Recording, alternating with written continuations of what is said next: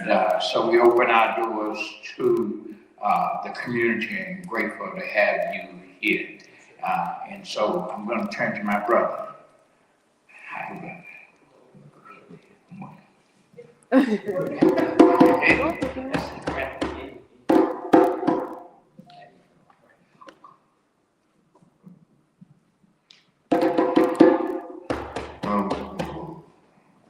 We like to start off with the African tradition of libation. For those who don't know what libation is, it is a way to pay respect and to reflect on the countless lives lost in the African Holocaust and just our loved ones and freedom fighters and leaders who have gone on. Oftentimes we call them angels. They are our ancestors. Ashe?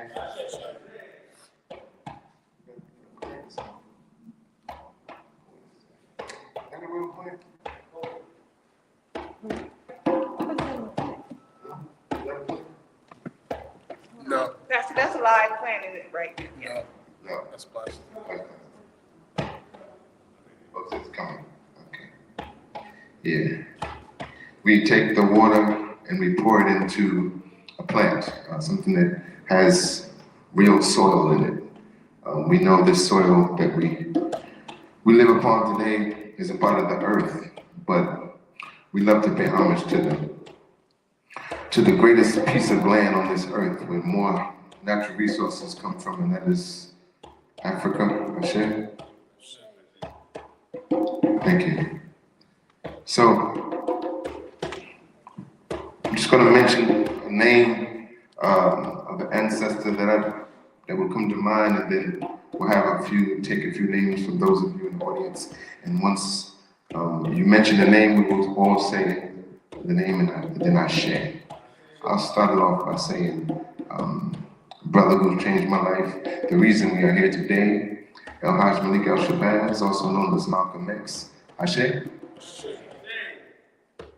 And I also would like to say my grandmother, Flora Irby Lemons, my saving grace. Ashe. Any other names?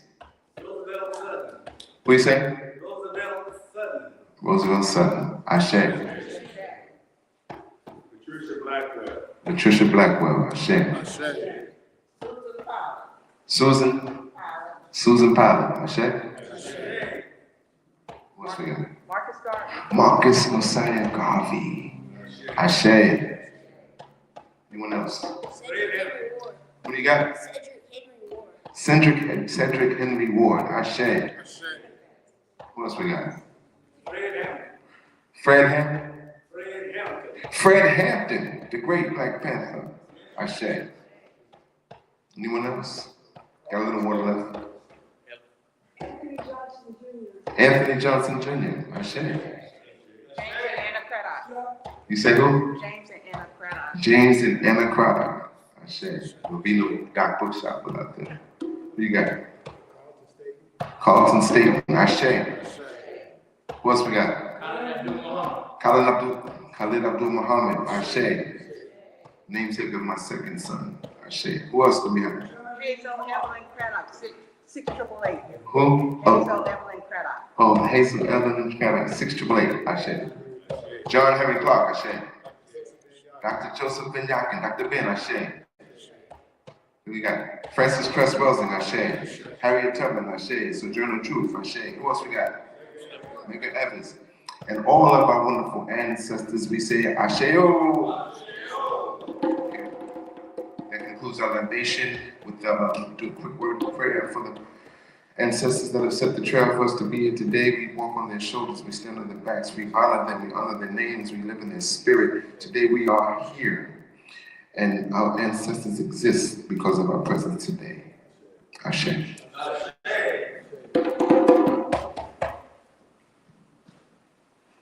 I am Danya Craddock, co-owner of the Doc Bookshop. I would like to thank everybody that took time to come out to Greater St. Stephen's Church. Thank you so much, Pastor Bell, for what you do for the community. And every time I call, he opens up his door and, to his just dedicated members. Big Africa, they come into the store and it's just so warming. I just feel like I'm protected when y'all show up. When you feel like you're unprotected, and then you guys show your face. So I truly, you're right on time when you do come into the store. I reached out to Pastor and I said, oh, I gotta give honor to my business partner. Oh my God, she's just an amazing woman, Donna Craddock, right? She really keeps the ship going. We go back and forth with our creativity and our administration, but she really does a great job with keeping the ship going.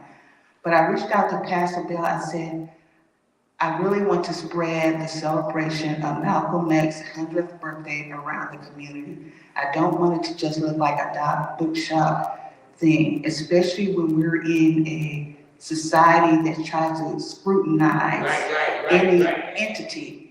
And if people don't know, there was a bill that's been up today, HB 1375. We knew that was coming, but it's a bill to suppress the voices of bookstores now, booksellers. They did that with the libraries, and we knew it was a matter of time that they were going to come after bookstores, and they were trying to come after the bookstores through the library. Now they've gotten aggressive and went head on. We do have an amazing organization that's helping us fight this battle in Texas. Like no other bookstore in the country is dealing with what we deal with in Texas. And so the American Booksellers Association is really trying to back us and help us out. But on the heels of Malcolm X Centennial Celebration, his 100th birthday, he loved the bookstore. He did his first speech in front of the bookstore. He was an amazing man. So I said, we have to do a panel in the community to lift up community voices on their experience, their knowledge, and their information about Malcolm X. We need to share him across the country. There's celebrations going on across the country. I actually kicked it off, and I'm going to go real quick. I actually kicked it off with Malcolm X Memorial Foundation. I did a virtual with the executive director, and she gave me so much information, so much knowledge and history that I knew, but she just brought it to the forefront and put context around Malcolm X. Malcolm X was born in my hometown, which is Omaha, Nebraska. And everybody said, how the heck did he end up at Omaha? Anybody ask me who knows how he ended up at Omaha, Nebraska? Please tell me if you know. If you know. Okay, I'm gonna connect the dots for you. This year, we celebrated January, the exoneration of Marcus Garvey during Malcolm X 100th celebration. Marcus Garvey in 1919 got word of, can I talk about a lynching in detail, or should I not talk about it? Please talk about it. He got word of a lynching of Will Brown. Will Brown was, and it's all in, you can Google it. Will Brown was accused of raping a white woman. And in Omaha, Nebraska, the KKK was very strong at that particular time. They took him to the courthouse set and they shot up his body, burned his body, and then drug him behind a pickup truck. And that was the most atrocious thing that they could have heard of, and it reached Marcus Garvey. Marcus Garvey is going to say, I'm going to send one of my most dedicated supporters to Omaha, Nebraska to set up a UNIV chapter. And that voice was Earl Little and his wife, Louise Little, came to Omaha, Nebraska. And for 3 years, they worked hard and heavy. And then they had their child, Malcolm Little. And right around the corner, I think we live probably about 10 minutes away from Hillsborough site. So that's truly an honor to kick off that celebration. But I won't hold you more, no longer, because we're going to talk a lot about Malcolm X's history and his legacy with this amazing panel that I have. And I want to bring up my moderator that I asked to do this, Jermaine Trotter. So I'm calling up my moderator. And I'm bringing up the panel too. My esteemed minister, Lee Muhammad from Mosque 52. He's one of our panelists. Can you come forward? And Pharaoh. And we did have one more. He had an emergency, but I did want to get some more of an urban activist. And so I had OG person, he's been calling me. I wanted to get on the ground. And he did so much studying. He said even in prison, he didn't do this much studying about Malcolm X, but when he got this honor to really study it, he did study that. And he has his, but, you know, he talks, he's grassroots. So that's why I said, you know what? You're perfect, Brother Powell, because this is a community, this is part of the aspect of the community that we need to be able to reach.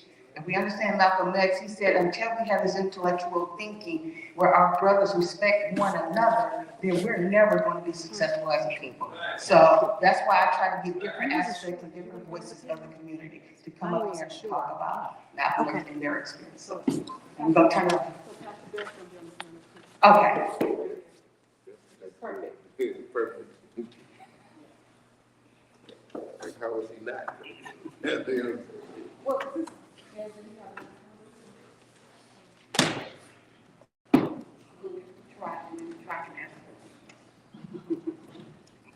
Good evening, everyone. How y'all doing? Thanks for the grand introduction, Mr. Daniel Craddock. Let's give it up for Doc Quickshot for hosting such a very needed discussion. So we're gonna kick things off. I know we're running a little late, so we're going to go ahead and get into our first question. This question is for the panel. And it comes and it says, I want to ask you. You gotta let him introduce himself. Oh, yeah, let's go through that again. If you don't mind, guys, one at a time, we're gonna start with you, Pastor Bell, if you don't mind introducing yourself. And Michael Bell, pastor of Greater St. Stephen, Pass the mic to him. You gotta share the mics. Only got two. pastor of Greater St. Stephen, and Y'all share the- facilitator of Unity in the Community, and then- Coalition of Tarrant County, and a whole lot of other stuff.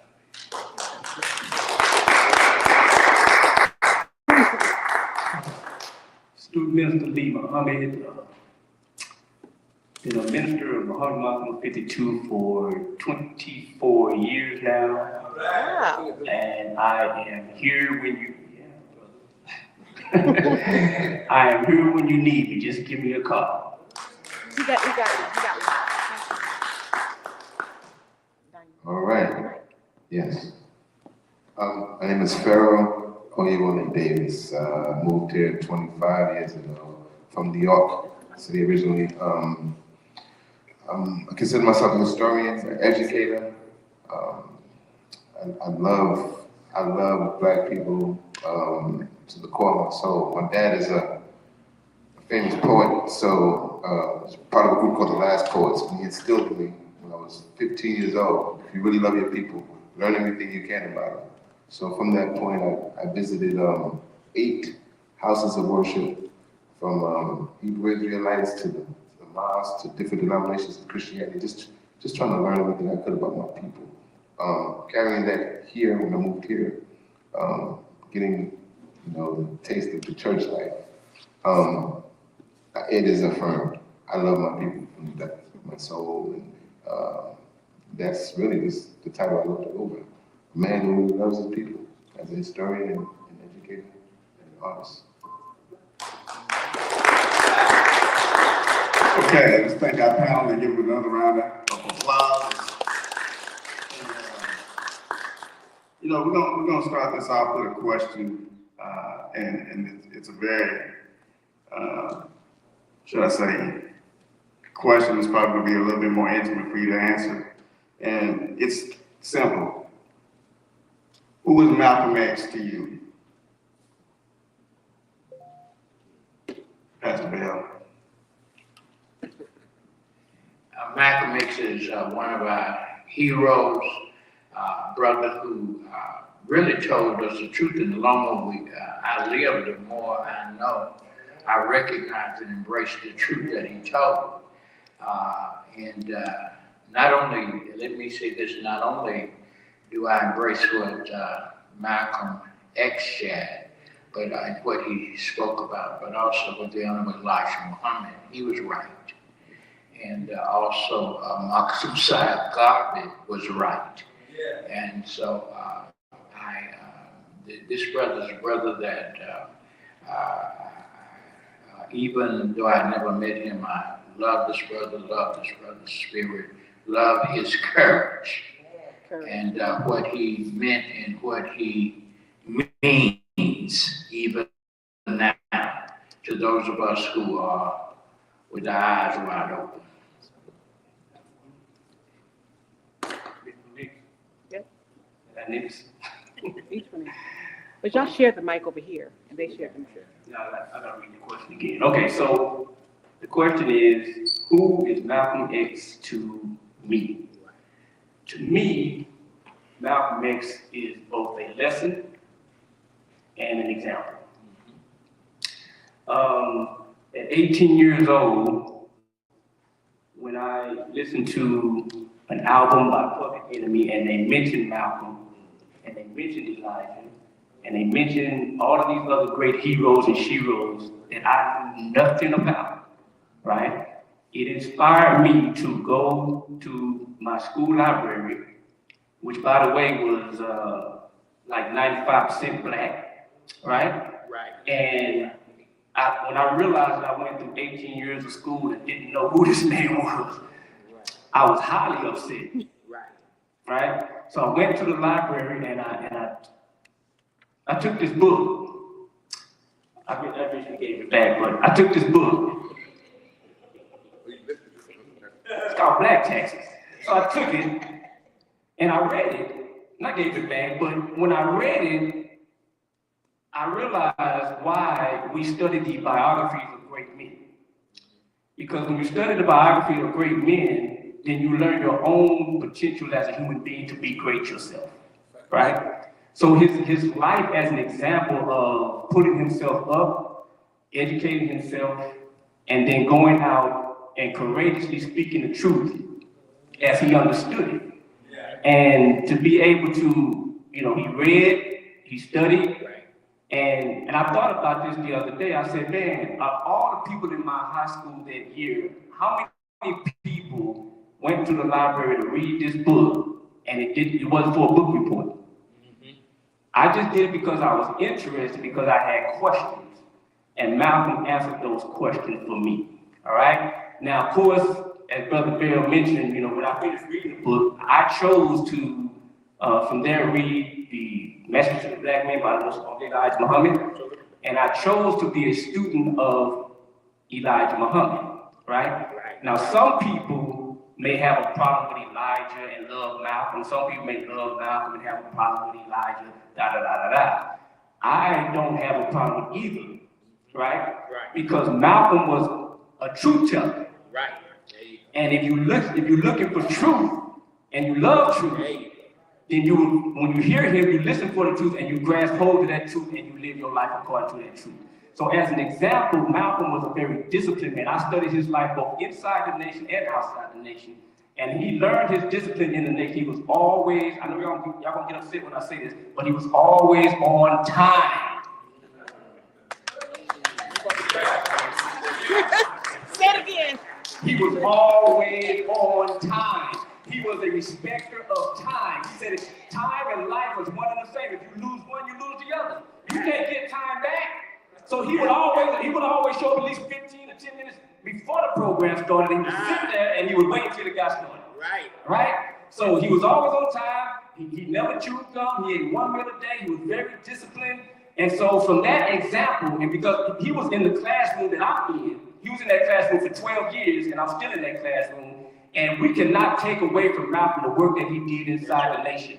Because he loved black people. That's what motivated him. When he got out of prison, he wanted to share what he learned because he wanted to see black people in a better condition. And that's how he was an example and a lesson for me. Thank you. Wow. Oh, well, I can go ahead. Is this on? Or am I coming? This is not on. Let me hand you. I don't think we just do that. Let me hand you. Go ahead.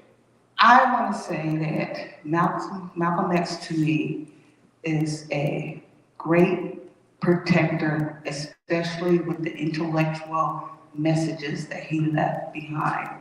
I think he's one of the greatest protectors in the ancestral realm. Why do I say this?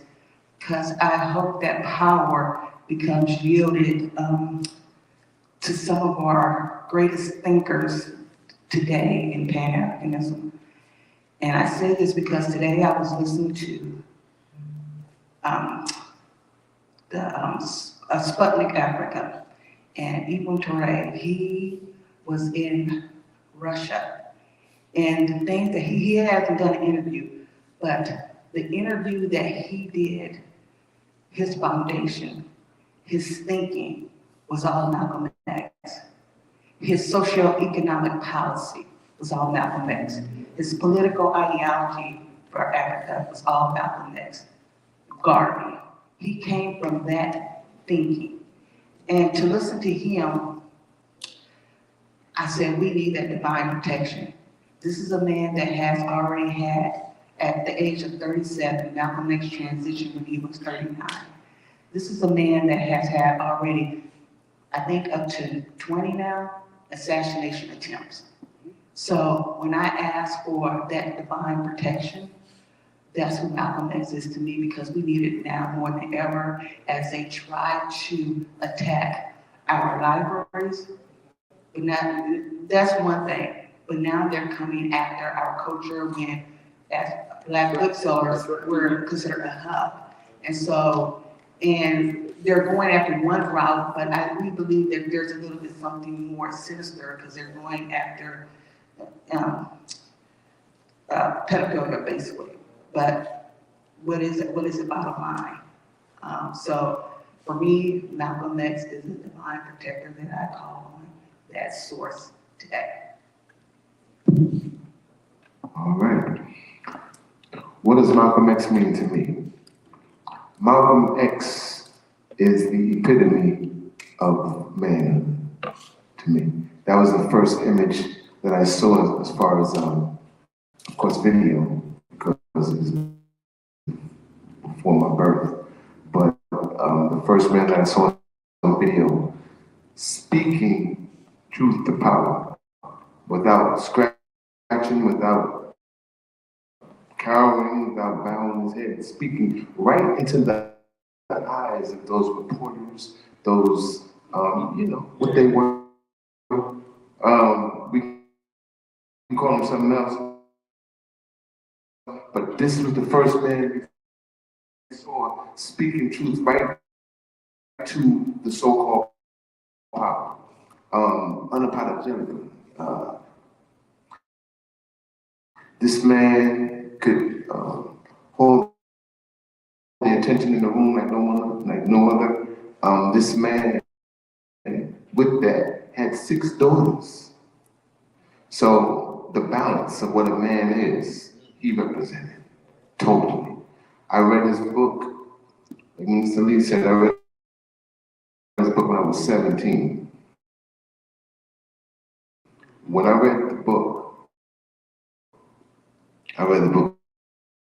because my dad said read the book, so I just read the book. But when I read the book, from that moment,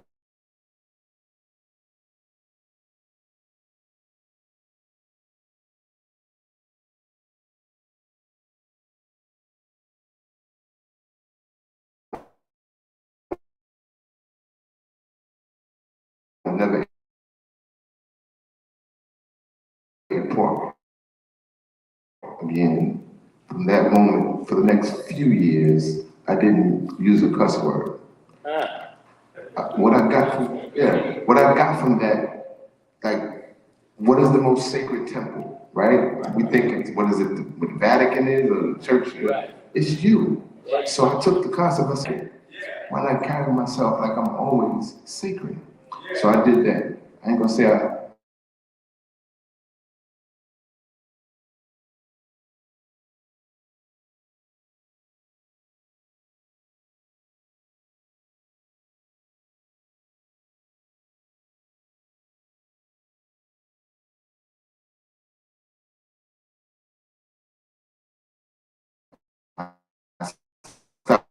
cursing forever for a few years, right? But it changed my life, for real. It changed my life. That man is the epitome to me of. All right. X, to me, he symbolized transformation on so many levels. His transformation, when he didn't allow me, that showed me accountability. And so I try to, moving on, I know we don't have much time here. We're gonna go to the next question, elaborate on it a little bit. And this, basically, we're gonna touch on speeches. Why is your favorite and how do you think it affects societal change?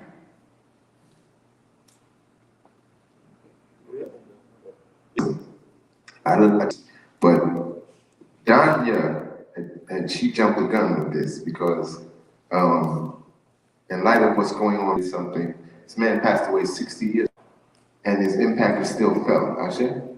The connection with what Malcolm was about in minutes or so, 3 minutes or so. But this is speech. But this, the time that this happened is extremely important.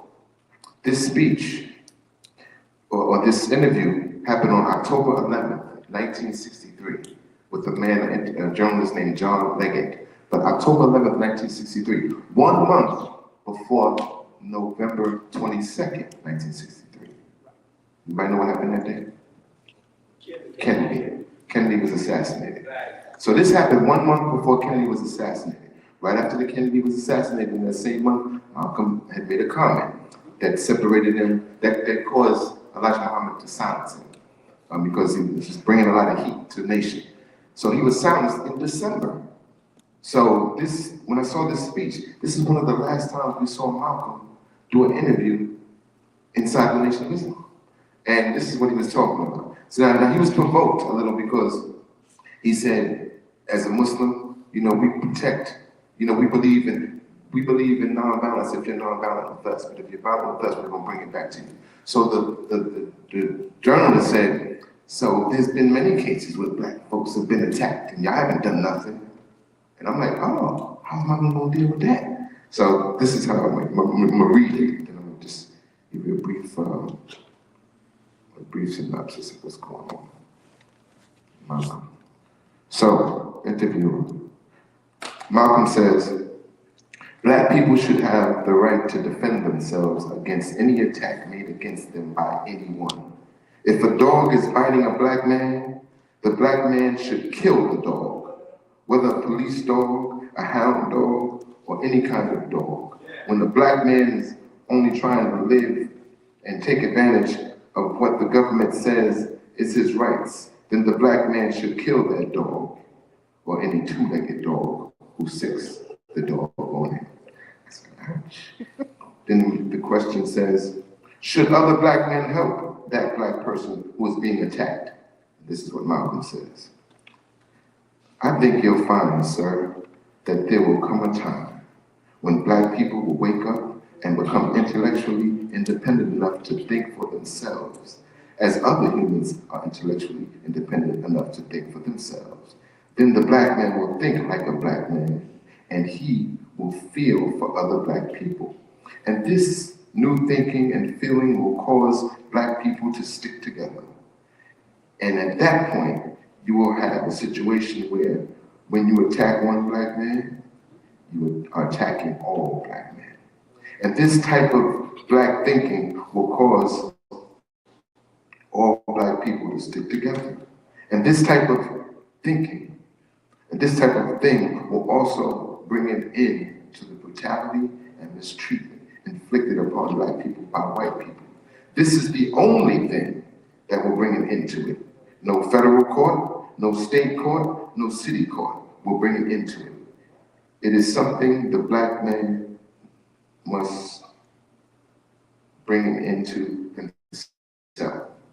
Now, what came to mind when I saw that was our dear brother, Ibrahim Traoré.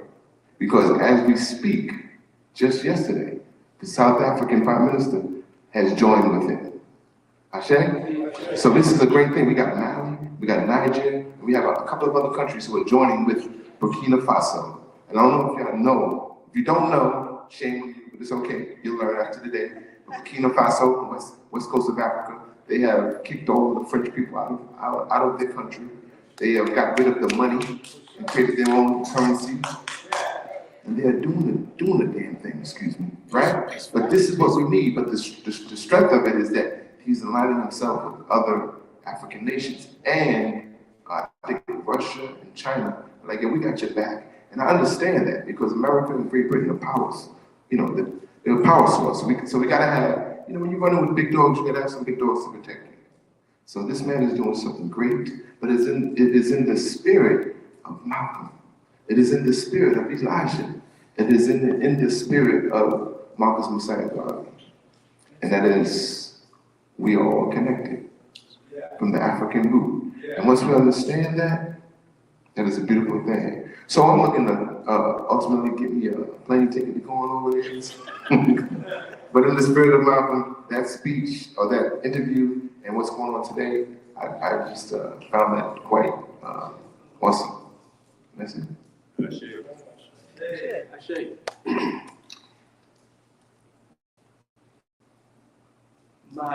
First of all, let me ask a question like this.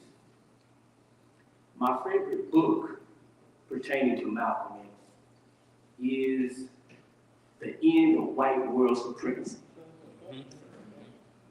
And it contains 4 speeches by Malcolm that I highly recommend that if you do not have that book, you should get that book and study those 4 pivotal speeches.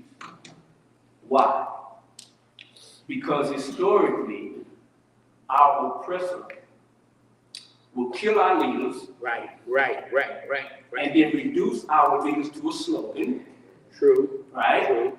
And you only remember King because he said, I have a dream. Mm-hmm. Or you only remember Malcolm because Right. it was by any means necessary. Right. But they keep you away from actually studying the words of these men. Because by studying the words, you get into their mind, into their thinking, and you grab hold to the idea. What they don't want to see is the idea continue. Right. So every book that's up here right now is an autobiography. Mm-hmm. Right? Now we're in a church. Watch this. You got 4 gospels, right? Mm-hmm.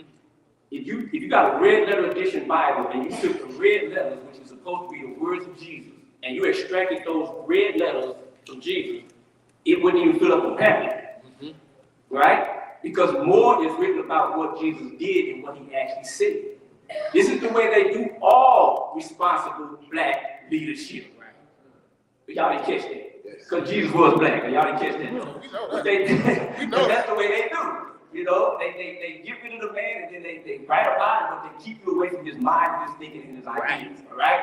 So this book, 4 great speeches, The End of White World Supremacy. The first one is my favorite one. It's called The Black Man's History. And why is that important?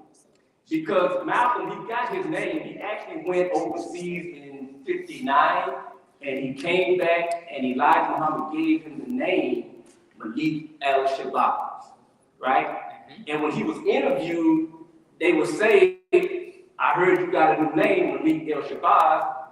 He said, yes, but I like to be known by Malcolm X, because I use it as a teachable moment when people ask me what that X represents. Right? So he talked in this speech, he talked about the black man's history and why it's so important that the first thing we establish is our identity as a people. If you don't know who you are, if you don't know you got a holy heritage, that you descended from a king, then he said you're going to act like a peasant until you come into the knowledge that you are in fact related to royalty, right?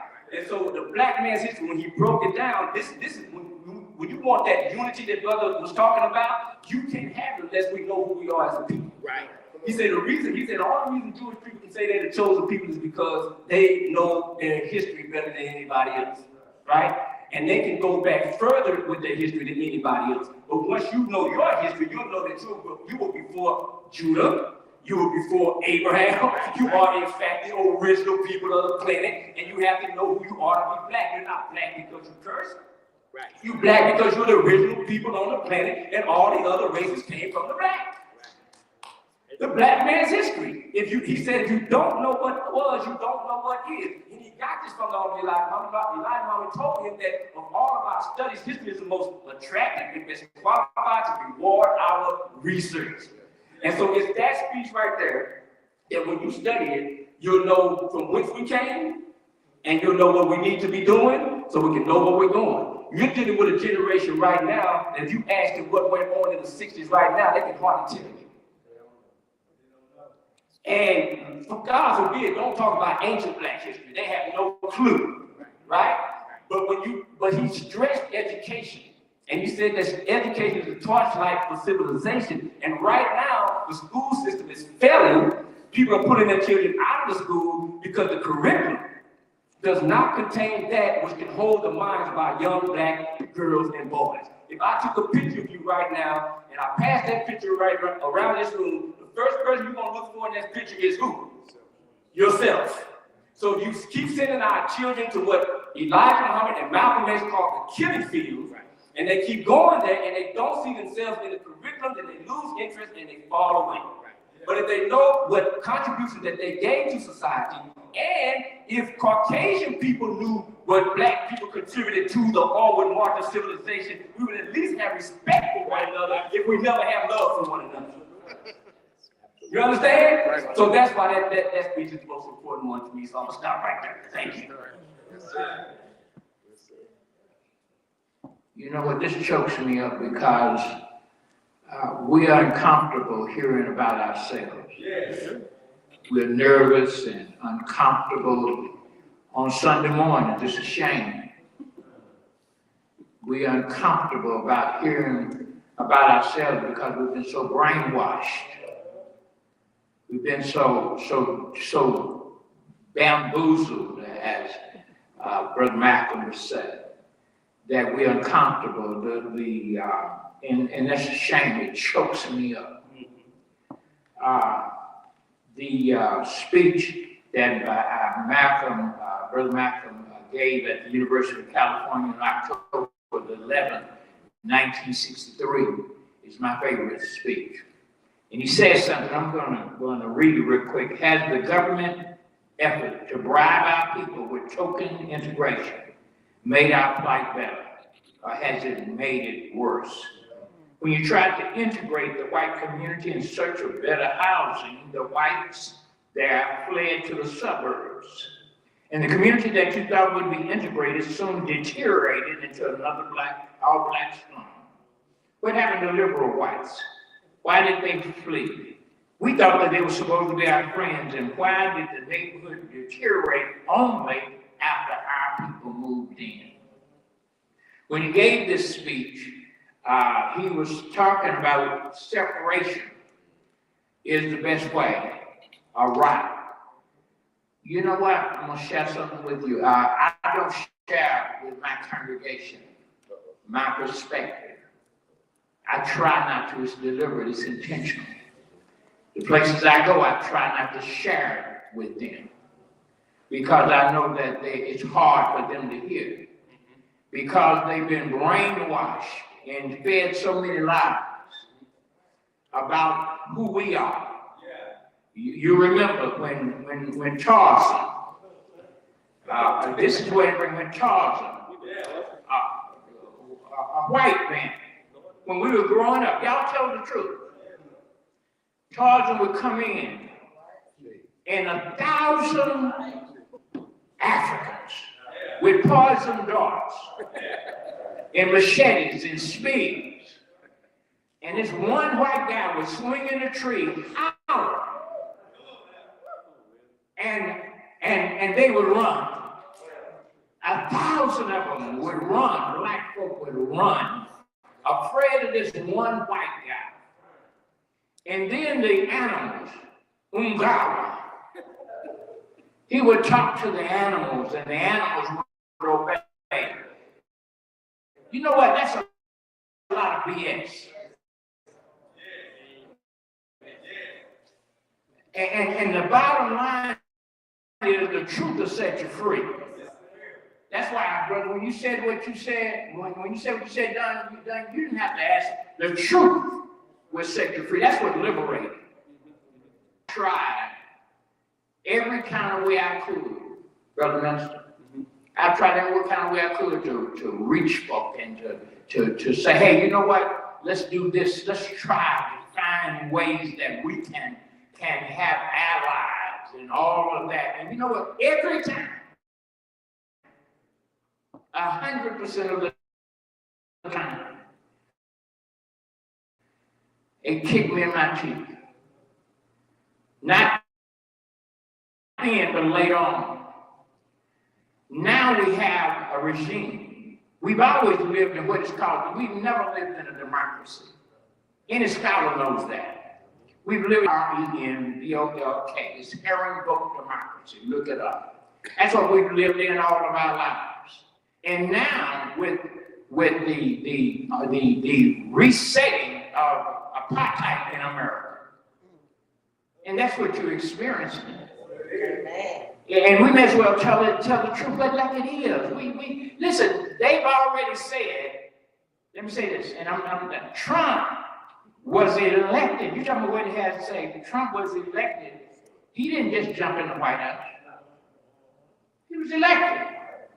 You can point at him, you can talk about him, but guess what? The electorate that enabled him. That's right, that's right.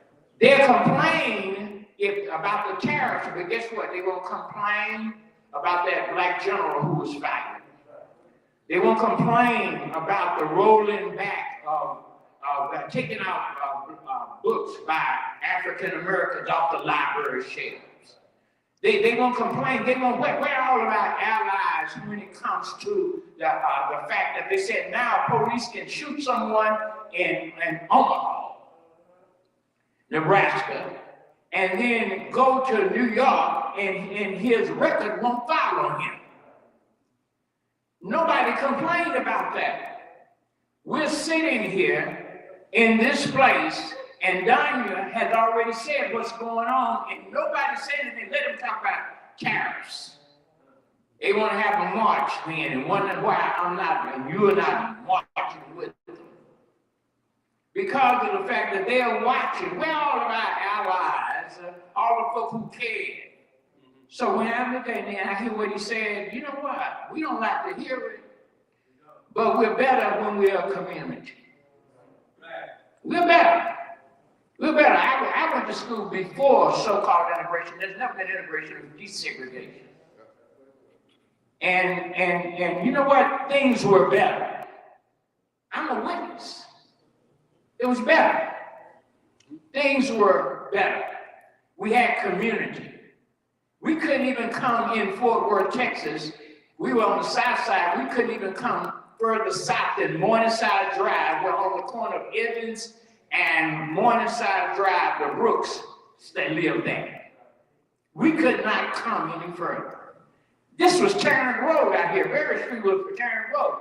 We couldn't come here. You didn't know that, did you? We couldn't come here. We could not come any further than Morningside Drive. We couldn't come to Eastwood. We couldn't do any of that. That's true. And some of y'all, is that right, Michael? You've been here. It's true. Some of you know this. Is that right? This is true. But we don't like to talk about it because it makes us squirm and uncomfortable. But Malcolm told the truth. And guess what? Marcus Garvey told the truth. And the Honorable Elijah Muhammad told the truth. And my brother has said, listen, I'm embracing the truth. And the truth says that, watch this, nobody, in Tulsa, Oklahoma, my brother, when they came in black folk wasn't bothering anybody. Black folk wasn't bothering anybody in Tulsa. But black advancement, every time there's black advancement, there's a white backlash. Every time. That's historical. That's not hate. Stop letting them trick you. And so when you hear the truth, you think it's hate. It's just truth, y'all. And at some point, we're going to have to, because guess what? They're going to force it down our throat. They're going to force it down our throat. The very fact is, watch this. And we're going to be saying, you know what? In the next chapter is Malcolm X's birthday. You're going to see more folks. Say, we got to celebrate Malcolm's birthday. Because they recognize me. What did they do? And I'm done. I kept saying this second time I said I'm done. But guess what, man? When they were talking about Martin Luther King Jr., that speech wasn't even. All that kind of, they messed us up. It wasn't, I Have a Dream was just his hook. That wasn't the title of the speech. It was just, Mahalia Jackson said, tell him about the dream, Malcolm. That was his closing. That's all it was. I have a dream. He'd done it before. And that's how we remember about it. That's a shame and a disgrace. The thing is that we better wake up and smell the coffee because it's brewing. And Malcolm X was right. We were waiting for more. Good Lord, we got the cameras on, and Sister Lasagna, I'm gonna throw you a lifeline. I said, she's walking out the room, I need her energy, she can come back. And Sister Lasagna is the wife of Lee Muhammad, and she's over there in the corner. And I said, I'm gonna have to get some energy from her. But I am going to address my favorite speeches of Malcolm X in a thematic form, because it's dealing with the woman. And 1962, I'm gonna read some of this, but it's a couple of them. I'm trying to go to some of my memory. Who taught you to hate the color of your skin? Who taught you to hate the texture of your hair? Who taught you to hate the shape of your nose and the shape of your lips? Who taught you to hate yourself from the top of your head to the soles of your feet? Then, when he came back from Ghana, he talked about in every country, I believe when he came from Ghana, in every country, if there is a foundation of education, that means a woman is progressive. If the woman is backward, so is the educational system. He paralleled that of a woman's foundation, her education, to the progression of a country. He then, in another speech, he did in New York, I don't quite know the year, he talked about women are some of the most unprotected, disrespected beings on the face of this earth. And yeah, the black woman. And he had a study, and he said women went into the penal system, and 70% of them, why did they go into the penal system? To come out to be harlots, to come out to be lesbians, to come out to be everything that we do not dislike, because we have to go back and help our women, straighten them up, and do I need to say the other thing? Do I need to? Bill don't care. No, Dr. Umar don't care, right? Dr. Umar don't care. I would say build up the family structure, which is what's missing to this day. And so we have to, if I look at what's going on the computer, and I see all this foulness and fakeness amongst women across the globe, you know, in 2025, why do we have to bleach our skin? What happened to the natural hair? How did that get sabotaged? Where did we go? We had a whole natural hair movement, and now it is gone. What happened that we so hate ourselves again in 2025? And I am sorry. Yes, some of you young women look beautiful in that blonde hair, but it's not right. It's not right. I'm sorry. I'm right. No, you're right. You're right. Okay. But we have to go back and reclaim ourselves and protect ourselves. Because it's that protector thing. Because a nation started losing money by black women going natural. So they came back with a vengeance. Not only did they have the women in their weave and their lace fronts, and now I have a record number women got all kinds of disease, but we do not want to come out the lace front. We don't know what type of energy that is carrying around in our body. And not only that, when they came back, they put the men in wigs and weaves and all that kind of stuff. So we have an issue right here in this nation. No, you're right. Don't apologize to me. You're right. So, I made man in you. I'm saying I say. so not only are they now getting the money from the women, they're getting it from the men. The men are in makeup. So that's $1 billion if they turn into $1 trillion and beyond. We can't even count the money about that no more. It's so vast and massive. And I just want to say, we have to, that might be, y'all, I'm not talking about anybody, but that might have to be a subculture to reclaim ourselves. Right. To protect ourselves. Right. To protect the family. Right. To protect African nations. Right. It is dependent on ourselves to Depending on ourselves. to hold the family structure because we do matter. That's right. The Black history, the Black culture is important. It's, there is intermarrying, but we still cannot lose Right. the beauty of who we are. No. We cannot have, yes, a certain percent is going to leave us, a certain percent, Right. and we still can embrace that certain percent. Right. But if 100%, what do we have left here in the United States? We've come so far. We've been through so much. That's right. And to look at this next generation, it's hard. It's hard to see what my grandfather and my grandmother from Tyler, Texas, how they fought, how they toiled, Right. how they built their families, to not even connect the dots anymore.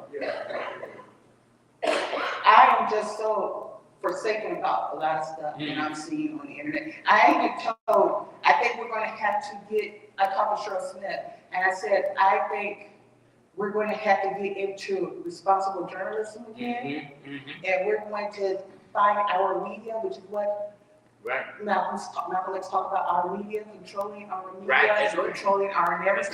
That's right. And so Control I our- told Cheryl, I think now more than ever before, your journalism, your newspaper matters to us because we may have to at some point turn off that That's right. Instagram That's right. because it is damaging us, That's right. killing our generation. Killing. And every time I see women fighting, I said, why is this? Did I put something in that I see all women, they're fighting and their clothes are falling off, they don't get nothing there. Right. They walk into grocery stores. I don't even know if it's AI. I think it might be AI. Because I can't imagine that we're so far away from our mind, our foundational thinking, our Africanness, that we would just go on in our nakedness. And if anybody told you that you had to do that, you wouldn't want to do it. That's right. But now you're just voluntarily showing all your good. That's not natural right now. So I'm gonna have to stop. But Right. that this little song. It makes you happy. I'm turned over. Oh, no. Let's give Danya a hand on it. That's right. I mean, it's very interesting that you talk about that because, interestingly enough, I've been in that same frame of mindset as far as how did we get here? How did we get away from Malcolm's vision Right. and Martin to this point where we at? And it moved me to start a documentary called How We Treat Us. The word treat us can be defined in two ways. Treat, meaning how do we act towards one another? How do we, respond to each other? And also how do we cure? Right. You know what I mean? So How We Treat Us is a documentary that actually delves into self-hate. And it started with us. It started with a game even on the playground, the dozens. You so black. Right. Your lips so big. Right. Your hair so nappy. Right. You know? Right. So we gotta start there. It started, I'm sure, long ago, but it transitioned from the playground to where we at today. Right. But we're not gonna get into that because on the time frame. We had some very interesting, passionate views and remarks. So we're gonna go ahead and keep on with the commentary. And then it goes on and leads actually into our next question is, if Malcolm were here today, what do you think this message would be to our young generation? To this young generation that looks to be lost and misled. You can speak on that further, because I know you are I've known you for a long time, and I know you've been involved with youth at all levels, even to this day. So, appropriate you speak on that right now. Yes. That question, when I read that question, that's always one of those questions that because if Malcolm was alive, for sure we would not be in the same condition we are in now. That's for sure. Pastor Bell mentioned something though. He mentioned an old program called Tarzan. I'm gonna tell you, one of the most divisive ways that was used for us to just basically lose a lot of our culture. And it seems minuscule, but it's powerful. Probably the white man's greatest invention. And it's the television. I've been in many houses across this country, walking into people's homes, That's it, brother, that's it. and the TV is going and the sound is up. We only have 5 senses. And the television takes over 2 of them, right? Because we're listening and we're hearing, and when we're not watching, we're watching and we're hearing, when we're not watching, we're listening.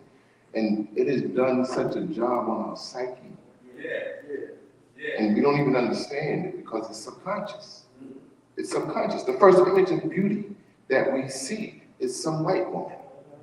So our kids get a baby doll and see the black baby doll. There you go. White baby doll is pretty. So this is why Malcolm said, who taught you how to hate yourself? There you go. There This you is why go. he said that. So if Malcolm was alive today, I know from the ideology that he shared, getting it from, of course, Elijah Muhammad, we probably would be living in some states, or at least having that mindset, having some places where we could be amongst each other.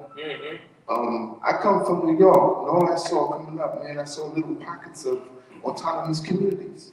You can start from the edge of Manhattan, the island of Manhattan. The first community you're going to see is Chinatown. All the businesses are written in Chinese. They got the bank, the school, Right, the you're right, bro. the city council. Listen, Then you go up further. listen. You hit Little Italy. Then you go across the Brooklyn Bridge. You hit Bensonhurst. Everybody's got their little pockets of black You're right. communities. We used to have it in New York back in the Harlem Renaissance era, right? Right. But then there was infiltration. Our black communities were either infiltrated or straight decimated. That's it. That's So it. when I moved to Texas, I learned. I said, oh, Texas used to have it going on. We had 9th Street. There was a man named William Gooseneck McDonald. I don't know if y'all know that. That's what McDonald's Bar is named after. Because we had some thriving black communities. Right here. The Pride of Como. I don't know if y'all know the Pride of Como. When I first moved here, my son was playing a little football league. They said, yeah, they're good, but Como takes it every year. I said, what's up with Como? I don't think they just got a certain pride. The first community where black folks were allowed to own homes. Because those were the domestics. They worked for the white folks. They said, we let you stay here. This is what you can do. You can own a home. So when you understand the power of autonomy, Malcolm was about that. Learned from his teacher, Elijah Muhammad. I often, if you know scripture, I often use this because just knowing scripture, I use these people parallel to the people in the Bible or the Quran. The father of the major religions that we know, right? Abraham. Who was our Abraham? Marcus Mosiah Garvey, the father of Pan-Africanism. And then who learned these commandments, if you will, like Moses? They said Moses was slow of speech, right? That's what they said. And but he took something that came from off the walls in Egypt, the 42 negative confessions, took 10 of them, we know it's the 10 commandments, right? So he had to basically modify that for his people. Who did that? Elijah Muhammad did that. And just like Moses, I don't know if you ever heard Elijah Muhammad speak. He wasn't exactly the greatest speaker, greatest mind, but he was the spokesman. Moses had Aaron. Who did Elijah have? We're here today. Malcolm. The man that brings us to the promised land. Like Joshua, this man is still alive. His birthday was on Mother's Day. Just turned 92 years old. Am I right about it? Mr. Farrakhan, a student of mine. When I saw Mr. Farrakhan speak at the Armory in New York, he said, right the year of the Million Man March, he kept it 100 with us. He said, this is why I let him speak in the streets right here. He said, I'm gonna tell you, he was choked up. When you see me speak, I'm basically emulating Malcolm. He taught me how to speak. He taught me how to speak in front of people. So just when you ask the question if Malcolm was alive today, he has many fruits of his labor, Mr. Farrakhan being one, but I don't know if this would be the same place if he was alive. Because the impact was so strong, we definitely would be in a different place. Martin too, to be honest with you, if he was alive, we would be in a different place. But the one thing I must say though, the greatest part of that movie that was done on Spike Lee, I mean, I love the movie about Malcolm X, and if you haven't seen that movie, you should see it, because I think it was done well. But my favorite part of the movie is at the end, when the students stood up. Students up today, they stood up, and they said, I am Malcolm X. So that's how we keep them alive. We apply it. It's like we did the point of the ancestors, because the ancestors exist because I exist. Malcolm exists because we exist. Ashe? Okay. I had to write it down, but I don't want to go off script, okay? So,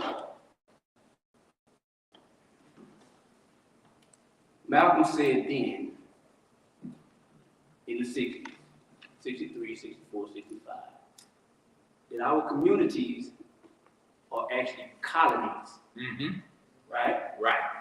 Meaning that we live here, but we don't control anything that goes on in it, okay? So when they start questioning him about separation versus integration and the race problem, and Malcolm would say, if the Emancipation Proclamation was authentic, we wouldn't have a race problem. Right, correct. Right? He said if the 13th, 14th Amendments were authentic, we wouldn't have a race problem. That's right. And here's the real kicker. He said, if we was actually citizens, it wouldn't be no race problem. That's right. We gotta face the truth. We gotta face the truth. We can't see the reason our children are going AWOL and running amok is because we didn't pass on businesses, land, something for them to build on, right? We left a television, like my brother said, and we just sitting in front of television, doing nothing. But Malcolm would say, get up, do something, put your creative genius to work, all right? So the government, and I hope I don't get in trouble for saying this, but the government Help yourself, right? is not innocent No. in our condition No. at all. In fact, they are benefiting Right. from our children running them up. Absolutely. Because when a young black man or black woman gets arrested, everybody gets paid except that young black woman or young black man. Right. The bail bonds get paid, Right. the lawyers get paid, the prosecutors and the defense attorney, they sit down at the table working out a deal. Everybody gets paid. So I think Malcolm would say to our young people, you gotta recognize the game that's being played and not be a part of it. Right. See, and as grown people, we gotta realize that if anybody ever played, they got black Monopoly games now. If you ever played that old Monopoly game, you know, with the little dog, Yeah. huh? That's right. And the wheelbarrow, Yeah. huh? And the top hat. And you going around that board, and when you start out, everybody gets an equal amount of money, right? And then they go around the board and they buy up property, and then you get on somebody's property, you pay them, right? All right. Now imagine, we coming out of 300 years of chattel slavery, 100 years of lynching and Jim Crow. Right. It's like we come to the game now, and they done went around the board 4 times already. Right. Bought a ball of wealth. Right. Bought a ball of property. And when you land on somebody else's property, what's the best place for you to be? Go to jail. Right. So Malcolm said then, and I'm saying now, you can't win that game. No, that's right. Start your own game. There you go. Build your own economic system. Start circulating money in your community, because even then he said it didn't stay in the black community. As soon as we get it, we give it right back to the white man. Right. And we still doing that in 2025. Back then it was I think they said they were making $200 billion a year. We get $2 trillion. That's right. And don't have nothing to show for it. Nothing to show. Because we give it all back and we remain in a colonized community, and then we wonder why our children run them up. Now, again, the government has proved to be our worst enemy That's because right. they destroy all strong black male and female. There you go. There you go. There you go. The Bloods and the Crips raised up out of a vacuum because they destroyed the Black Panthers in Oakland. And the Black Panthers was giving the young black men a strong black male image to look up to, but they destroyed that. Malcolm was a strong black image. They destroyed that. Right. And then our children, if they don't have that strong image to look up to, somebody that they can admire, then they begin to admire what they see on There you television. go. There you go. See? So we gotta become those strong black images. And Malcolm would say, find somebody that you can see as a mentor that you can look up to and lock arms with them and then grow to your full potential. And finally, I would say that you mentioned something, brother, about Moses and Abraham and Aaron. But you know, in the Bible, when they rebelled against Moses and Aaron, we ain't trying to hear nothing else. And you know what? The more I study Malcolm, you know what I realized as I studied Malcolm's words? That most people who call themselves conscious today would not follow Malcolm if he was alive. No. What you say? What you say? Not the way that man was talking, because he was uncompromised. And even then they were scared to walk with him. I know they be scared to walk with him now. But you said that, brother, and when they rebelled against Moses and Aaron, God said, I'm going to let you wander in the wilderness for 40 years. And that's what our children did. They've been wandering in a wilderness. The first part of wilderness is wild. Right. And they've been just growing up in the street, and they've been learning from the street. They haven't been learning from a book. They haven't been learning from these lectures from Malcolm or Elijah or Minister Farrakhan. They've been learning from the street. They got street knowledge. Right? And they have now become, as God said, I'm going to let them wander in the wilderness, and then the Joshua generation will take the promised land. Our children are the strongest generation we actually ever produced. They just need proper guidance. Yes, sir. And that's where we come in. Now I'm gonna close with this point. If they're the Joshua generation didn't want to have nothing to do with Pharaoh and his word. That's why hip hop came into existence. Hip hop was a form of rebellion against everything that was American. And then they go after that. Right. So I'm gonna close with this. Malcolm would always talk about the old Negro and the new Negro. And I think he would tell our young people today to be the new Negro. He said back on the plantation, see, all that self-hatred goes back to the plantation. Right. Because they had us fighting one another and they were betting money on it. Right. And that self-hatred came because they had classism. They made one black person feel like they were better than the other. Right. So Malcolm talked about the house Negro and the field Negro. And when the house Negroes in the house, and the house caught on fire, he said, boss, our house is in fire. Our house. Yeah. When the slave master got sick, he said, master, is we sick? Yeah. Right. And he was so related to the master that he always was at the foot of the master doing everything the master was willing him to do. And if somebody said, look, we need to get away from the master's house, and we need to go somewhere else, and the house Negro said, go where? I'm fine. But the field Negro? See, I think everybody sitting on this table in a past life with the field Negro. Because you go to the field Negro and say, let's go. Where we going? Anywhere is better than here. You understand? Malcolm same about the house caught on fire, the field Negro say, you will pray for some wind to come. Huh? And so today you have people just like that, who say, our government, My Trump. my Trump, still house Negro. See, and then he said, the house Negro, if you tell the house Negro, say, let's go. Say, man, go where? I ain't going back to Africa. I ain't left nothing in Africa. He said, you left your mind in Africa. Right? I'm gonna tell you what he said. That's right, he did. So right now, I think you would tell our young people, you already the Joshua generation, you already out of the way from Pharaoh, let's move forward, think, reflect, get up and do something for yourself and make a better future. Thank you.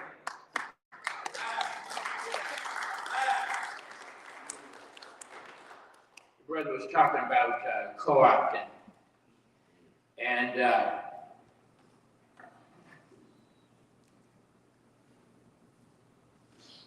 they tried to co-opt Malcolm, they tried to co-opt King, and they tried to co-opt Jesus. Come on. I went to class one day, I told this congregation, every congregation I've been to, I said, so that they can know. Went to class one day, and all of my students were in there laughing. The graduate students laughing. And I said, what's going on? I'm walking in. Why are you laughing? And they looked at me and they said, we can't believe that people still believe Jesus was white. Come on, Joshua. These are real students in a real school. And they were amazed because they couldn't believe that myth, that untruth has had life all these years. See how quiet it is? It's uncomfortable, isn't it? Truth should set you. But the truth will set you free. Malcolm X would say, wake up. Wake up. That's what Brother Malcolm would say. He would say, wake up, because we have to understand where we live. This is where we live. We live in a place where people got to get upset in 2024 because Cleopatra, they had a movie with Cleopatra being black. People got upset. They got upset when they said Iron Man was a black man. They got upset. They were ready to go to war over fictitious character. The mermaid. Somebody who does not exist. There is no human being. A movie's coming out. There ain't no human being that's faster than a speeding bullet, more powerful than a locomotive, able to leap tall buildings at a single bound. That's a lie. There is nobody like that. There is no Clark Kent. The Marvel superheroes, they don't exist, y'all. None of that exists. What exists is this terror dome that black folk live in. That's what exists. And we got to do something about it. The reason Malcolm would say, wake up. He would say, wake up and embrace the truth. That's hard. I can't say much because if I say something at some places I go, the whole church will walk out. Not because I lied, but because I told the truth. They'll quote where Jesus said, the truth will set you free. And then I'll tell them the truth. And everybody walk out, including the pastor. Come on now. He'll walk out too, because we can't handle the truth. But he would say, wake up everybody, embrace the truth, and then he would tell us to love ourselves. That's right. That's right.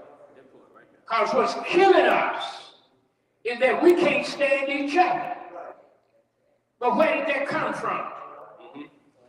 Malcolm said, who taught you that? He taught you to hate. Who taught taught you to hate yourself? Who taught you to hate your broad nose and your thick lips? Listen, I love being black. I'm blacker than most folks. And I love it. I love it. The only thing God could have done better is make me blacker than I am right now. Because we don't understand the power that we have when we would just embrace the truth. Stop following the lies. Stop believing all of the hype. And just embrace the truth. They're going to continue to press us. At some point, when are we going to say enough? Think about this. The Latino community, they have their barrio. They have their community. Nobody comes in and bothers them. Over in Southeast Arlington, the Vietnamese and out in Belleville, they have their own communities. They have that. Listen, the Latino, let me back up. The Latinos, I was dealing with something, and they had the lady said, who was representing me, said, I can't understand the banker because the banker speaks Spanish. Nobody at the bank speaks English. I didn't even know that they have their own banks. And we don't have, forget about a bank. We don't even have credit. And what we have to do is we have to start loving self. That's what Malcolm was saying. And you know what? And then become community. That's our only salvation. Is become community again. We need to become community. When I was growing up, Southside community. Everything Rosedale, the red light district, as a kid, I could walk and nobody bothered me because guess what? I looked like everybody else. The thing is, we have community. We have to embrace community. We have to, Malcolm would say to us, wake up, embrace the truth, and love yourself, and love folk who look like you, rather than hating everybody who looks like us, but loving folk who don't look like us. Something wrong with that dynamic.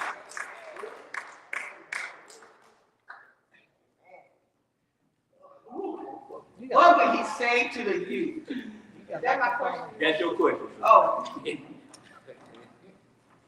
He would look upon you, I think he would be very radical in terms of we got to straighten things up. Right. We cannot have this black on black crime. That's right. We cannot have, we are out of our mind. We have so much against us, but now we've been turning a gun on ourselves. Now we're turning our guns on ourselves like we think life is going to come back. They don't watch so many different movies out there where people get shot, killed, and all this kind of thing, and they just step right back up. Right. That's not reality. That's not. And we are out there killing ourselves. Young people are killing themselves at record numbers. I think he would bring all your kids, everybody, and we're going to have to straighten it up because there's so many things. The enemy, you're working for your enemy. Who is your enemy? You're working for that enemy. He wants you out there drunk. Right. He wants you out there dancing. Now, I like the fans. Don't get me wrong. I'm a fan real quick. But all the time, I mean, come on, you snapped in the video yesterday, you snapped in the video 10 minutes ago. God dog it, it's Malcolm X and Centennial celebration. Give me one quote from Malcolm X, please. Give me some type of educational consciousness. Tell me something is there. And we're not doing it. And women are fighting women. Young people are killing each other. They're shooting each other, and it's just atrocious. And I think Malcolm X would say, stop. Yeah. We have to get our minds right. We can't do nothing else. Right. And it is just sad because while we're trying to get our minds back, our African-centered minds back, the nation, worlds are playing against us because they know Right. how Right. powerful we are. Right. And I have to go back to Ibn Turan. He said, you know, that speech just kind of tore me up. He said, when that general came at me, he said, I didn't really get upset because he was American. I didn't get upset because he was a general. He said, I got upset because he was a black man. Right. He said, we constantly use black men to destroy each other. Right. He said it happened to Obama. When Obama was in office, they killed off the president, Gaddafi, in Libya. Right. And now they're trying to do that again. They're using a black man. And he said, we have always been a victim of hating ourselves. Right. And we need, and that's the most daunting thing, that's the most hardest thing for me to recognize, is that they use a black man to come at me, and if that black man is not, he sounded just like Malcolm X. Either he apologized, I can understand if he got the most incorrect information. Right. But if he didn't, he's gonna have to deal with me. He's gonna have to deal with our nation that we're raising. Because we see it different. We understand what is behind power, and that is military might. That is building a military, protecting ourselves. And I'm going to protect ourselves. But he has a chance to come out and apologize for that statement in the figure that he came out and made that statement. And he accepted, because people get bad information all the time. He said, he was like that. He said people get bad information all the time. But we have to stop the black on black attack. Right. We have to do it within our family. We have to do it within our community, because we have to be able to fight. We have to be able to be sovereign within wherever we live. Right. And if we're not going to get sovereign if we're fighting each other. Right.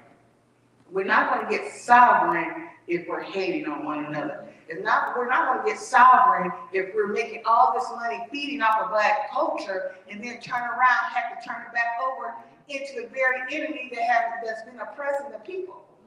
So if you look at somebody like Shannon Sharp, who's making all this money, but now he's got to give it all back. Pete Diddy, give it all back. So we're losing. Why? It's back to our mind. We have got to get back and putting the most powerful and positive education into our mind. We have to get there. Mr. Lee, Pastor Bell, Farrell, Trot, these gentlemen are up here. They're doing a lot of work in the community, and they're very educated, and we have to spread that education amongst all of them. I should. This has been a very intriguing and interesting conversation. However, I have to ask you, Brother Muhammad, and then you said you spoke eloquently and passionately in regards to how do we reach our youth? If Malcolm were here today, what vehicles, what avenues, what would he use? How could he reach the youth today? We got social media platforms. We see Dr. Umar, he's on there every day. We see Minister Farrakhan has kind of been banned or whatever. But what would our modern day Malcolm do to get, I mean, we can get out, would he march, get out in the streets? I mean, we don't see that anymore. We don't see aggressive methods being utilized. And Malcolm used, ironically, when I was researching for this moderation, I noticed he was on a lot of white media platforms, and they were seemed to be very intrigued and interested in his philosophy. As they gave him a platform, which I was surprised, especially during that time, he used a lot of white media to try to get his message across. So, aside from that, what do you think? What would be the methods you would use, the tools? By the time, okay, when the Nation of Islam reached public view, it was Mike Wallace did Oh, I know what it is. Y'all hear me? Okay. So it was 60 Minutes, and they called it the hate that hate produced, right? But that was the first time we got public recognition, and of course they came up with that name and whatnot. But you have to understand, before Caucasian people, before the Caucasian or white media discovered us, like they discovered America. Somebody's already here, right? By the time they discovered us, we had already had grassroots effort going on without the media. You understand? So when you ask the question, what would a modern day Malcolm do? Malcolm, when he came to the nation, we had mosques already set up for sure. But Malcolm in New York, he would go out on the street corner and start preaching. In other words, to answer your question, he went where the people were. He did not wait for them to come to him. If we're waiting for our youth to come to us, shame on us. We have to find out where they are and go to them. Social media it's actually anti-social. That's right. Right? I mean, you're actually losing your humanity the more you stay on this, because you lose the ability to actually communicate with a person face to face, one-on-one, and there's something that's exchanged between us called a spirit. I'm transferring spirit to this brother. So if you go knock on a door and you talk to one of our youth face to face, they would appreciate that more than just, you DMing them. Right. You understand? Malcolm would go where they are and he would talk to them and sit down in face to face, and that's what we do. We on the corner. You see us on the corner. Right, yeah. So we go door to door too, and we find out why you go and talk to them. Right. That's what Malcolm would do. All right? So let's and the only reason they're on social media so much is because we don't communicate with them no more. Daddy, back. I know I'm giving away my age, but when Leave It to Beaver was out. What you mad for? You remember, what I'm talking about, Dolly. So when Leave It to Beaver, Dad would call everybody to the table. Huh? What you learn today? We don't do that no more. See? So I would say we got to reach out and actually touch them, right? And hold a conversation with them and let them know that we love them. There you go. Okay? If they don't find love in the house, they're going to go out in the streets. Right. Because Malcolm, he could relate to people because he was where they are. Right. Then they done that. Do you know, they called Malcolm Satan when he was in prison. Right. They did. He was cussing God out, and they called him Satan. But his reformation, he was a two-bit criminal, right? His brother Philbert was actually the first one to come to prison and introduce him to the teachers on life moment. And he said, Malcolm, if you want to get out of jail, the first thing you have to do is stop eating food. And then you have to learn how to pray, right? Say, pray. Say, last time I got on my knees to do anything was to pick a lock. See? But he reformed his life. And so whatever story you have, right, whatever you've been through, God is preparing you to be a minister or a witness to the younger generation so that the mistakes that you made, they won't make the same mistakes. That's what the modern Malcolm would do. Reach out and touch somebody. Right. Yeah. So I must say, I what I do every day, I'm a part of a program called MBK, My Brother's Keeper. And I'm at about 10 high schools a week, right? And I'm talking to young men of color, just helping them become young men. And it's funny because I did this study, it was right before the holidays, because I was just talking about Thanksgiving, how many gonna have Thanksgiving or whatever. And I asked the kids, how many of you still eat at the table with your family?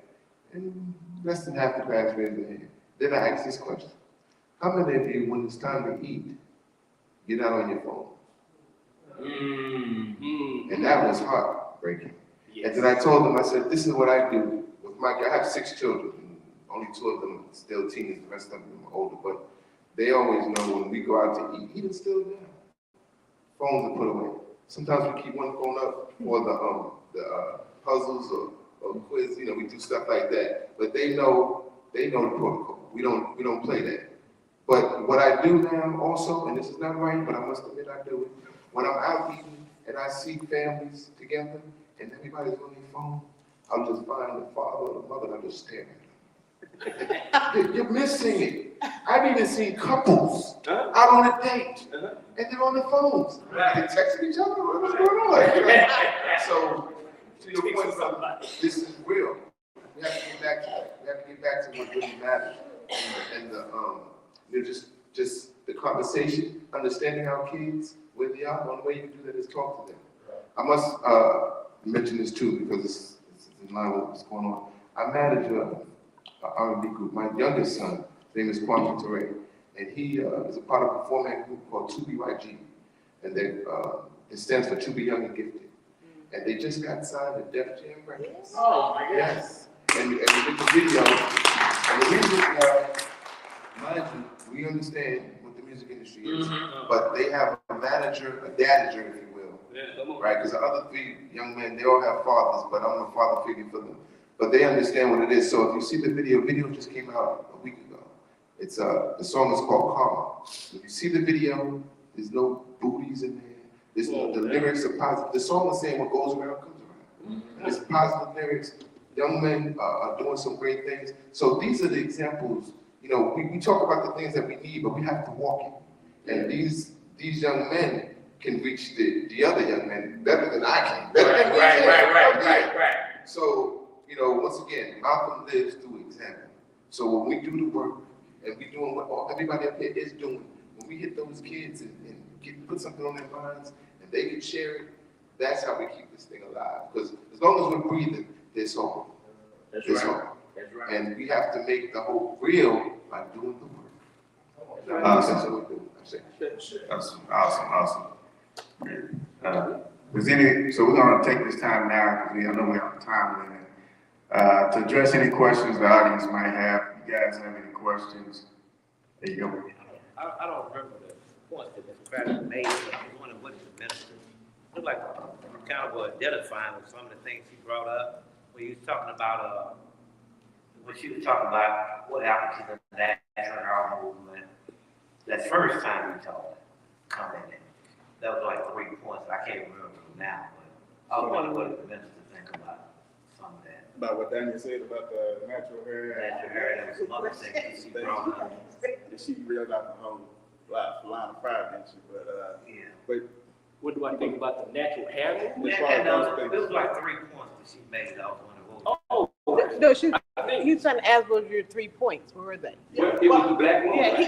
he wants the pastors and the minister responses to the natural, he wants their responses to my statement. the minister there. Yeah, my statement to natural hair and why have we gotten so far away from it? You talked about also like Nicki Minaj, those type of people that show their bodies a lot. Yeah. What happened? Why we at that stage?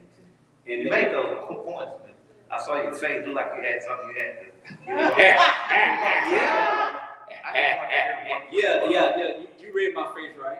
Well, we have this axiom or statement in the Nation of Islam, if you will, that a nation can rise no higher than its woman. That's right. Okay? I want y'all to think about this. And we are a nation within a nation. I want y'all to understand that. Okay. We cannot rise any higher than our women. We're judged by the condition of our women. When people look at our women and they see us on video, they video vixens, they got blonde hair, blue-eyed contacts and whatnot, they try to be other than themselves, they say, them Negroes crazy. Right? And the reason no nation can rise any higher than its woman is because the woman produces the people who will carry on our legacy. If she is an uneducated woman, she cannot produce an educated child. The woman is the first teacher, the first nurse, the first doctor, right? Whatever is going on around that woman while that baby is in that womb, it's gonna affect the disposition of that child. Right? And images of the Nicki Minaj's and the other, I ain't gonna call Glorilla's and right. Megan Thee Stallions. And Megan Thee Stallions and you know, but those people, those women are actually put out there like that. Right. Somebody made that image, right, and said this is what's gonna sell. Okay, and they put that out there, and it's become the standard of beauty for our women. Okay, what we have to do is let our women know that the standard of you're already beautiful as a natural black woman. Right, right. You don't have to be other than yourself. So that's why my face kind of cringe, because I know if the enemy wants to bring us down, he's gonna have to come through our woman to bring us down. If we want to come up, we're going to have to raise the standard level of the woman up, because if the woman raises her standard up, the man will have to raise his standard up if you want to get it. Simple as that. If she way down here, she's so easy to get. No, we'll all stay down there. Great answer, great answer. Do we have any more questions from the audience? Would anybody like to elaborate or say anything, any comments? Oh, the hair part. Oh, okay. So It's implied, we got it. I love that man. Amen. And then this is why education is so important, because now they're linking all types of cancer, right, to the chemicals that the women are putting in their hair. Okay? So again, not to give my age away, but you know, I grew up and I thought, right, Barbie doll, the standard of beauty. Wonder Woman was the standard of beauty. Again, this is why my favorite talk that Malcolm did was the Black Man's History, because once you know who you are, you realize that everybody's really trying to be like the black woman. Right? Now they're trying to get a tan. Now they're trying to get their lips injected. Right? Now they're trying to dread their hair down, because they're really trying to look like the original woman. So I love the natural hair movement because it's healthier, it's natural, and God did not make a mistake. Simple as that. Did that answer your question? Thank you. Awesome. Anybody have any more questions or comments? All right, brother. Yeah. I'm a little younger than y'all, so bear with me, but a lot of things y'all are saying, I read Malcolm X's book. I do resonate with a lot of things y'all are saying. A lot of my friends that I grew up with fall victim of drugs, violence, things of that nature, and it's hard to reach people, if you know what I mean. Even my common, partners and whatnot, some of them start taking, substances and whatnot, and they lose themselves. And I've talked to people, a lot of older people, have you ever experienced losing somebody to drugs and whatnot? What are some things you could do? And I feel like there's not a lot of resources for African Americans to come together and help other African Americans, especially when it comes to very specific traumas that are specific to African American communities. I feel like a lot of people don't really understand what makes us tick. If that makes sense. So if anybody or everybody would like to comment on that, I would love some advice or just some words. I'll go ahead and start. One thing that we really didn't touch on that is very paramount in your problem, the music.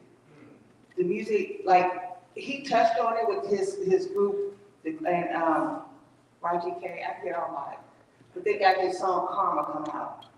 We need to push them vibrations as much as possible. I asked one of the young men, what is drill music? What is trill music? That speaks violence and violence against each other. And so we have got to get out there. We almost have to go back to scratch. I think David Banner said, we have lost almost all rights to our music. We started streaming. Didn't nobody come out and say nothing but Snoop and T.I. about the streaming music. And now they control all of that at this time.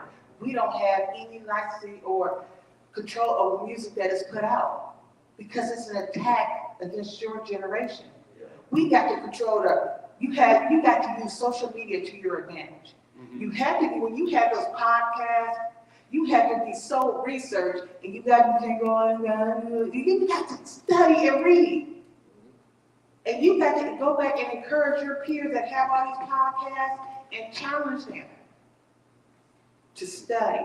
But you have to study first. We had a young lady that did poetry in our store. We had a slam in the store the other night. And I told her I wanted her to come and do her poem about Malcolm X when Dr. Kendi is in the store, but I said, I need you to research one thing. I need you to research. You said he stumbled onto Nation of Islam. No, he didn't stumble. That was it was strategic. The family was involved. That's right. So we got to, when we hear those things, and it takes us to, as adult, what are we, what do they call it? We have to make sure we're in those spaces when we give you opportunities to present and be in loving. It's all in love, but those are the things that's going to set the narrative straight. And so we have to get back into this music. We have to control our music. We have to just throw it all away right now and go back to scratch. If I may, what enlightened me was at that time what they would refer to in the late 80s, early 90s. They referred to it as the golden age of hip hop. Right.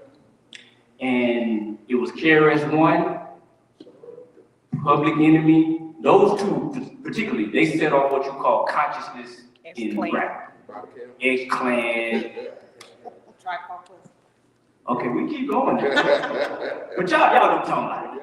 They put a message in the music. Now, watch this. You know, Mao Zedong, he started a cultural revolution over in China, right? He had a little red book, right? And what he did was he took his ideas, and every artist and every performer, he put the ideas in the music, right? And through the music spread, and it raised the conscious level of the people, and that's how you start a cultural revolution. Now, the female rapper that I was thinking about, she didn't come to my mind when he was naming him rapper, but it was Cardi B. Yeah. And they asked Cardi B once, why don't you do any positive rap music? He said, because the people ain't gonna support me. Now, was that a cop out, or was she telling the truth? That was a cut, no. I mean, The reason why I said she was telling the truth, because she gave you a whole list. I remember that she gave him a whole list. I'm giving you the conscious rappers, but y'all will not go and support these women. So I'm gonna give you what you want. But I told you she gave a whole list of them. Yep. So she was very much, it's intentional. She's intentional, but she knew that y'all not gonna support. And she's probably distributing her money into those women because that's what you want. But I'm gonna cross the line, but I'm probably gonna give that to these women. so the bottom line is support our own. And brother, you may be reading and writing is a lost art among our people. You understand? That X, what used to be Twitter, I mean, our conversations are just like that nowadays. You can barely hold somebody's attention over 400 letters. You get what I'm saying? We got an attention span like a goldfish. You understand? 3 seconds. But listen to me, brother. You may be the only book that somebody ever reads. So educate yourself. Find somebody you can enlighten, right? And then they enlighten somebody else, and y'all start a study group. You can start right in your home. Y'all start studying cultural things, positive things, and then you start your own movement right out of your home and take it over street by street, block by block, till you raise the level of consciousness among our people. That's what you can do. Thank you. And I know you mentioned some of the things that you said, trauma, drugs. Yeah. So another thing we like in our community is therapy. Therapy. And I'm real big on that word right now because I know that we have a lot because of the state of our condition of our communities and our households. Therapy is real big with me right now because your mind is the way out. Your mind is the most powerful thing that you can have on. Because only you can control that. Only you can own that. Nobody can take that from you unless you allow it to go, unless you allow others to do it. Unless you give it away. Yeah. And that was the first thing taken from us when we got here. So understanding that, you know, our identity, our minds. I mean, imagine that. No other people on the face of the planet, in the annals of history, uprooted from their home, had your name, your language, and your God taken away. Think about that. What's your name, brother? Michael? What if I told you your name is Toby? You look at me like I'm crazy, right? What if I told you you cannot speak to your mother in your language? I'm gonna give you a new language to speak to. So this is what was done to us. So our minds, even up until this day, our minds are affected. I think every black person should have therapy. You know, because we're constantly, you know, being challenged with that, with the media, everything around us, even commercials. I'm telling you. So just what Ms. Lee was saying, you be the vessel. Just be that with whoever you're close with, who's dealing with any type of struggle or challenges. Be selective with the music. Be selective with the conversation. Be selective with the movies. Anything that you have influence over, be selective with that. And that's how you start.